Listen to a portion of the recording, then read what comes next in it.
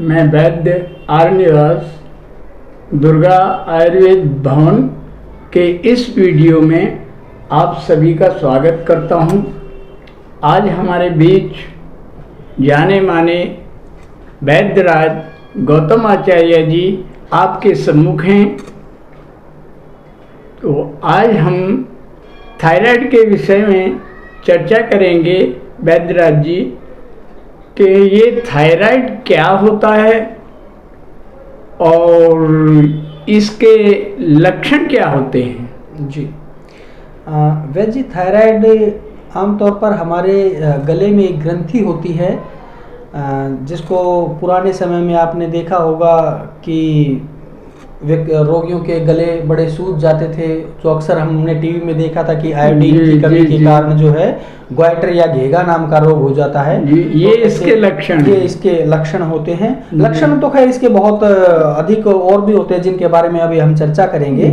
तो थायराइड एक हमारी जो श्वास नलिका जो होती है, जो हमारी आहार नलिका होती है, उसके ऊपर एक सिंघाड़े के समान एक ग्रंथि होती है जिसका वजन अमूमन 15 से 25 ग्राम के आसपास होता है।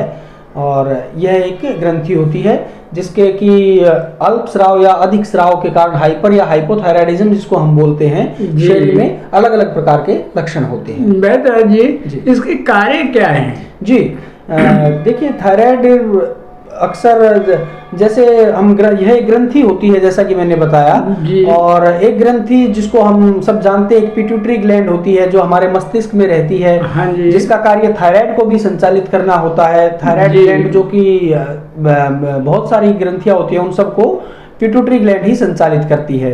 इसलिए हम पिट्यूटरी ग्लैंड को एक मास्टर ग्लैंड भी कहते हैं, और सब ग्रंथियों को हम उसको एक ऐसे पिता की श्रेणी में रखते हैं। तो थायराइड को भी हम जो है सब ग्रंथियों की माता का दर्जा दे सकते हैं। यह मुख्यतः हमारे शरीर की जो बेसल मेटाबॉलिक जो रेट होती है, जो एक चय अपचय की जो क्रिया होती है, जो मेटाबॉलिज्म जो होता है, उसको में नियंत्रित करने में थायराइड ग्लैंड का बहुत ही महत्वपूर्ण रोल होता है। इस रोग के अंदर इसके कारण क्या होते हैं? जी देखिए, थायराइड जैसा कि मैंने बताया, इसका मुख्य कार्य जो होता है वह थायरॉक्सिन नाम का एक जो हार्मोन होता है उसको स्राव करना होता है। और यह थायरॉक्सिन यदि बहुत कम मात्रा में हो तो इसको हम जो है एक हाइपोथायराइडिज्म, या फिर यह थायरॉक्सिन बहुत अधिक मात्रा में बढ़ जाए तो इसको एक हाइपरथायराइडिज्म हम इस कंडीशन को कह सकते हैं। और ये दोनों चीजें हमारे जो ब्रेन से जो पिट्यूटरी ग्लैंड होती है वहां से एक हार्मोन सीक्रेट होता है जिसका नाम थायराइड स्टिमुलेटिंग हार्मोन है, उसके द्वारा यह नियंत्रित होता है। वैद्यराज जी, क्या जीवन पर्यंत इसकी अवधि लेनी पड़ती है? क्योंकि कुछ रोगी कहते हैं कि हम 1 साल से खा रहे हैं या 2 साल से खा रहे हैं। जी। तो वो ये बहुत ही अच्छा आपने देखिए प्रश्न किया है। और जो है 1-2 साल नहीं वैद्य जी, मेरी क्लिनिकल प्रैक्टिस में तो मरीज आते हैं, वो कहते हैं कि मुझे 5 साल हो गए, 10 साल हो गए हैं। और रोगी अक्सर गलती करते हैं कि वह कुछ समय के लिए थायराइड की दवाई को छोड़ देते हैं, फिर जब उनकी कंडीशन बिगड़ने लगती है फिर वह दोबारा जो है उसकी डोज ही आके बढ़ती रहती है। वह 25 माइक्रोग्राम से शुरू करते हैं और 100-150 माइक्रोग्राम तक उनकी खाली पेट थायराइड की दवाई चलती है। मॉडर्न सिस्टम में ये आपने सही कहा है कि वहां पर इसकी बताया जाता है कि कम से कम भी 5 साल या फिर जीवन पर्यंत ही इसकी दवाई खानी पड़ती है, किंतु आयुर्वेद में ऐसा नहीं है। हमारे पास ऐसे कुछ औषधि योग हैं जिनके कुछ माह के सेवन से ही आपका जो हाइपर और हाइपो दोनों तरीके के थायराइड जो है नियंत्रित हो जाते हैं, और आपको किसी भी प्रकार की कोई दवाई की आवश्यकता नहीं होती है। और आपके जो भी शरीर के लक्षण होते हैं हाइपर या हाइपोथायराइडिज्म की वजह से, वह सब सबसाइड हो जाते हैं, उन सब से आपको मुक्ति मिल जाती है। वैद्यराज जी, इस रोग से छुटकारा का कोई विकल्प या औषधि इलाज जी उसके बारे में बताएंगे? देखिए, आयुर्वेद में थायराइड के लिए बहुत ही अच्छे योगों का वर्णन है।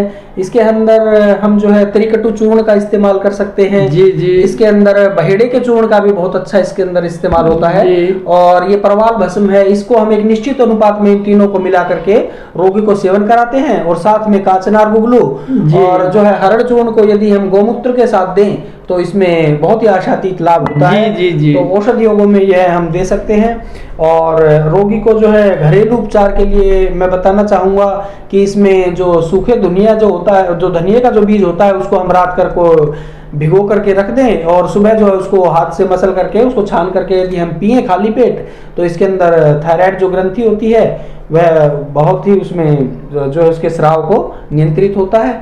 और इसके अंदर तरबूज के जो बीज होते हैं उसका भी बहुत अच्छा रोल है।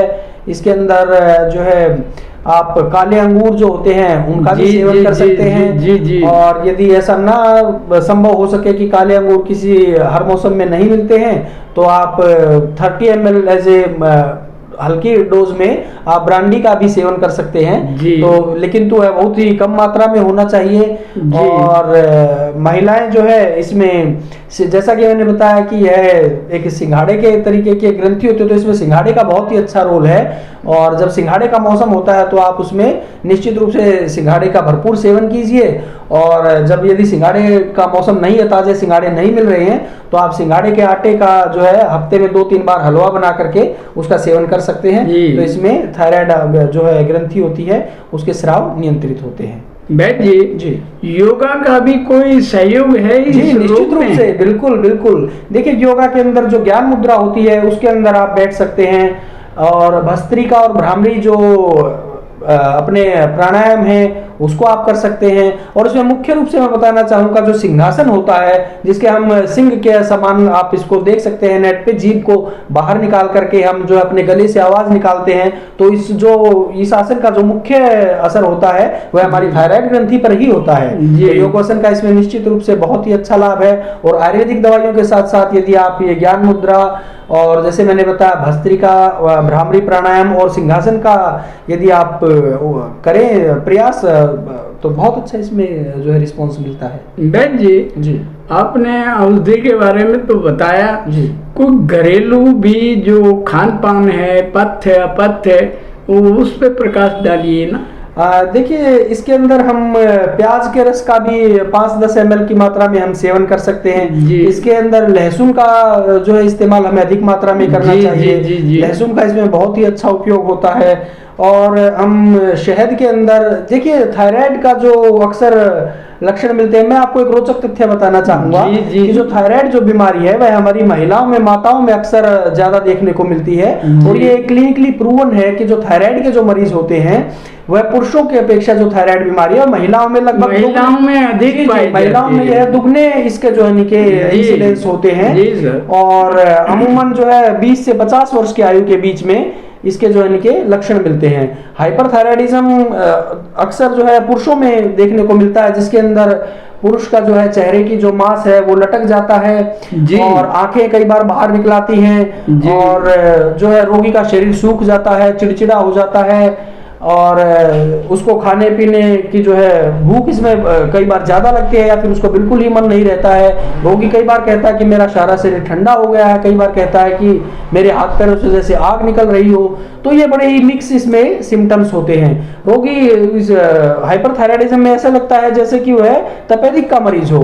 और हाइपोथायराइडिज्म में महिलाओं में अक्सर हम देखने को कहते हैं कि उनका वजन अचानक बढ़ने लगता है, शरीर फूल जाता है, लेकिन काम करने की कोई इच्छा नहीं होती है, भूख भी अधिक लगती है। वो कहते हैं जी कि मुझे भूख अधिक लगती है, किंतु उसमें मानसिक रूप से चिड़चिड़ापन जो है, नींद ना आना, छोटी बातों पर गुस्सा होना। तो ऐसी स्थिति के लिए हम शंख पुष्पी, जो हमारे आयुर्वेद में एक रामबाण औषधि है मानसिक विकारों के लिए, तो आप शंख पुष्पी का सेवन कर सकते हैं। तो इसमें ये शंख पुष्पी किस तरह से इस्तेमाल करनी चाहिए? पर शंख पुष्पी का जो सोरस हम इस्तेमाल करते हैं, इसका बाजार में जो है इसका सिरप भी बहुत इजीली अवेलेबल है। आप उसका इस्तेमाल जो है 20-20 ml 15-15 ml दिन में 2 बार कर सकते हैं पानी में मिलाकर। इसमें बहुत अच्छा जो है मानसिक अवसाद में बहुत अच्छे इसमें जो है राहत मिलती है। आपने बहुत अच्छी जानकारी दी, आपका बहुत बहुत धन्यवाद। मैं दर्शकों से कहूँगा कि वो वैद्य जी की इन सुझावों को और इन बातों को अपना करके लाभ उठाएं। धन्यवाद।